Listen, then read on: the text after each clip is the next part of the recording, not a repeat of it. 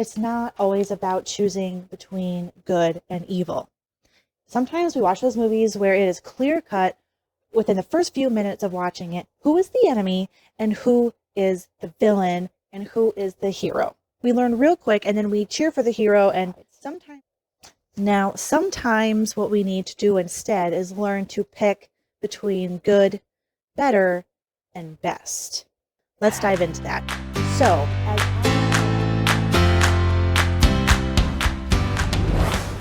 This has been something on my mind for quite a while, but I think I haven't been in the right space to do it until now. Welcome to Multiform PTSD. Here's your host, Tracy Lowry. Yes, thank you so much for that. You know what? Let's just dive right in. I'm really excited to talk about this subject today. So, in my growth and my teachings and my healing, there's been a lot of ups and downs, and I try to stay true to all of those in myself and to you. Sometimes it's not always about choosing between good and evil. Sometimes we watch those movies where it is clear cut within the first few minutes of watching it who is the enemy and who is the villain and who is the hero. We learn real quick and then we cheer for the hero, and sometimes we get caught up in everything is just black and white, good and bad, and we learn that we need to choose sides. Now, sometimes what we need to do instead is learn to pick between good, better, and best. Let's dive into that. So, as I am so passionate in sharing with you and serving you and bringing content to you and speaking and doing my podcast and coaching those of you who I work with, I love what I do. But in order to do that to my best ability, I still have to feed into myself. And I do that. I have my own coach. I have my own person that works with me in making sure I am filling my cup so I can better fill yours. Had some really tough lessons this week while working with mine, and I just really wanted to make sure I shared them with you. So with things as far as business and relationships and future plans, and things were moving forward at quite a great rate. And I was excited and I was ready to push forward. And then all of a sudden, I felt things kind of stop. Things just kind of hit this lull. Nothing was necessarily going wrong, but nothing was moving forward at the rate in which I thought they should. So then I felt stuck. Well, then I hurt my foot running, and on my right foot, and then also on my right leg, I got a very infected, red, inflamed, painful cyst on my right leg in my inner thigh. So literally every time I moved or thought about moving or clothes rubbing up against it, I was in excruciating pain to the point where I had to go to the doctor.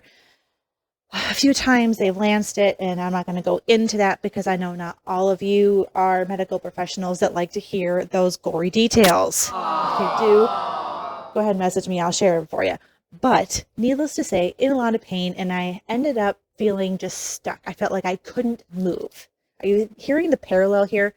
I felt like I couldn't move forward. I felt like I was stuck because I was literally in bed in so much pain. I couldn't walk right. I couldn't walk at all at some points because I was in so much pain and my foot was injured, and it was just miserable. I'm not going to lie. I was absolutely miserable. And so many of those things that I do to fill my cup, I couldn't do anymore. So what happened? I was unable to do some of the work that I was working towards. Things started just kind of backing up, falling apart, and I started to panic. I started to doubt myself. I started to, maybe I'm not ready for all of this growth. Maybe what I thought was the right answers for me and my future and my family, maybe those answers were wrong. I started to doubt my intuition. I started to doubt the answers to prayers in which I thought I had. I started to doubt all of the signs that were trying to show me the direction I was supposed to go in life. I started really, really feeling down and not good enough, and like I wasn't I wasn't worthy to accomplish those things that I felt like I was working towards. Have you ever felt that way? Where you thought you knew you were going in life, life throws you a couple curveballs and you're like, oh, you know what? Maybe I don't deserve that. Maybe I'm not good enough for that. Maybe that I got it all wrong. Because that's exactly where I was. So I was working with my dear coach, and it was a rough one. I'm not going to lie. I'm going to get pretty raw and real. You know me. That's kind of what I do here, but it's going to get kind of deep. Here are the things I learned, because if I don't share this, I feel like A, I'm going to forget it and I'm going to take it for granted. And B, I feel like I would do a disservice to you. I'm sure you have either said yourself or heard others say things like, I only have so much energy, or I only have so much to give. And that's true. Like I said in the beginning, in order for me to serve and help and guide others, I have to fill my own cup, or else I'm going to run out of my energy. I'm going to run out of my resources, and I'm not going to be able to give.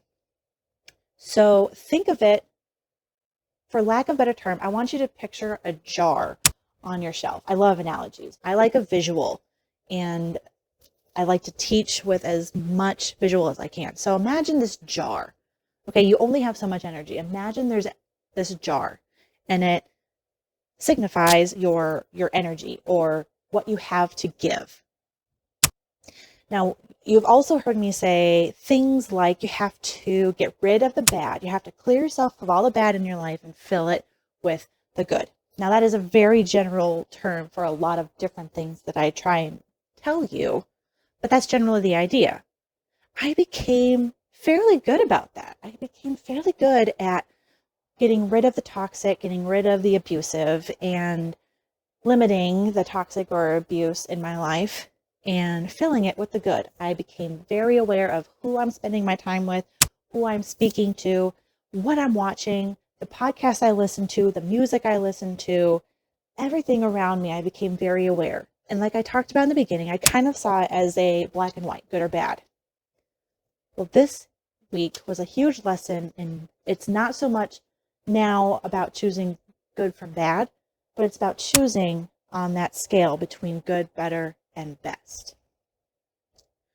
I found myself, I was hanging on to things from my past, and I mean literal things. And I believe that things can hold an emotion. An emotion is basically an energy.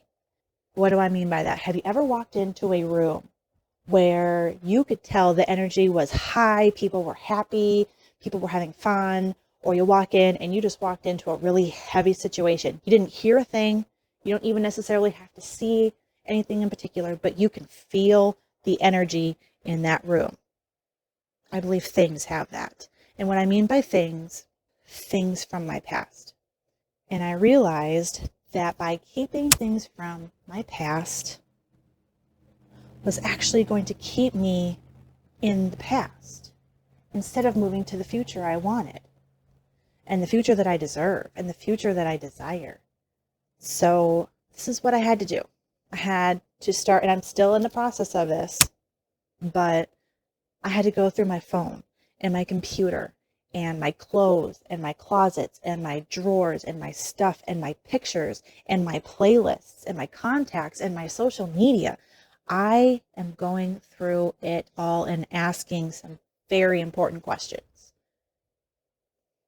How does this make me feel? Does it make me feel positive or negative? There's kind of the good or bad. That's the first kind of, how does this make me feel when I look at it? Second question I would ask is, okay, is keeping this going to keep me in the past, or is it going to bring me closer to my desired future? That hit home.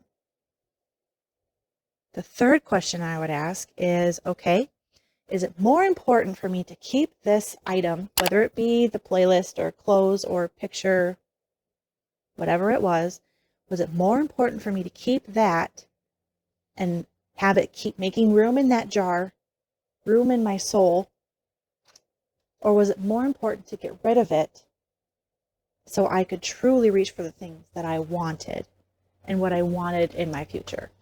What was more important? Now, this was an assignment that was very loosely given to me that I just kind of dove in and kind of put some parameters and questions to it. So I went through all of that. And the natural next question you may have for me is, how did that make you feel?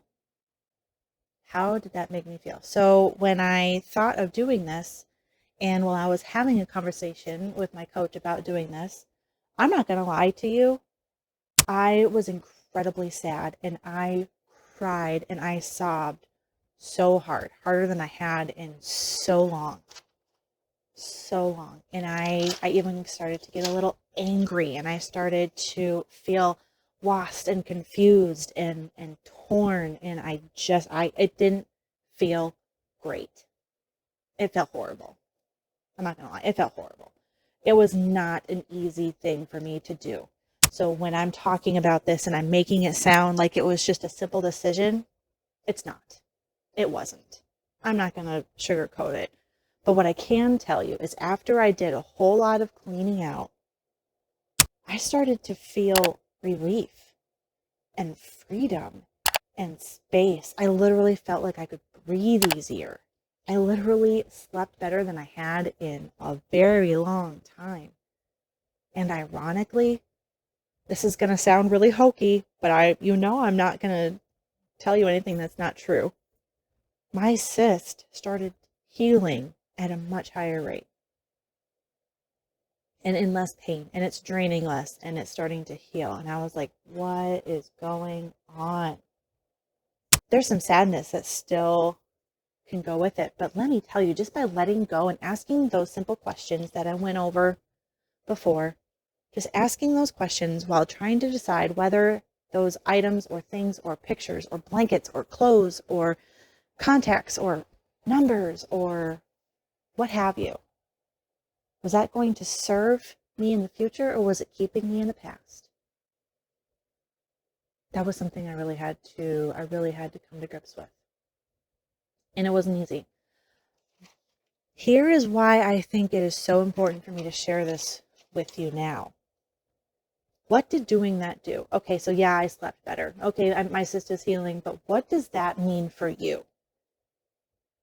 Let me tell you, not only do I now have more room in my phone for future pictures, for future playlists, for future happy memories, and more room in my computer, and more room in my closet, and more room in my dresser, and more room, endless possibilities that you can put here. I also now have more room in my heart. I have room in my future. That jar is now more empty to put more things that I want into it. Now I can fill it completely with future relationships, with future business endeavors, with future clients, with future speaking engagements, to future successes and family experiences and everything. Just, I now have room for future. And that means more to me than hanging on to the past. So now the opportunities are flowing in again. And literally, there are opportunities that have started flowing in again. And I'm excited because now I'm ready to do more. You only have so much room. You only have so much to give. So you need to make sure that you keep what you want more. Keep the good. Keep the great. Keep the better and the best. And when you start running out of room, you start getting rid of past stuff. You get rid of your past junk. You start worrying about things like forgiveness. You start worrying about things and getting rid of shame and depression and hurt, and that will just give you so much more room for what you want and what you want to support in your life. Were those things that I threw away bad? Were those bad songs? No. Were those bad pictures? No. Some of them were even good. But I chose to keep the better. I chose my future. I chose my desires for me and my family. I chose a better space and room to breathe. best that life has to give me. Hey, I just wanted to say before you go, thank you so much for being here. Thank you for sharing with your friends. Go ahead and make sure you subscribe, like, and follow us on social media. I am Tracy Lowry, and we will be here every Monday, ready to help you in your struggle. All right, I gotta go. See you next episode. Mic drop.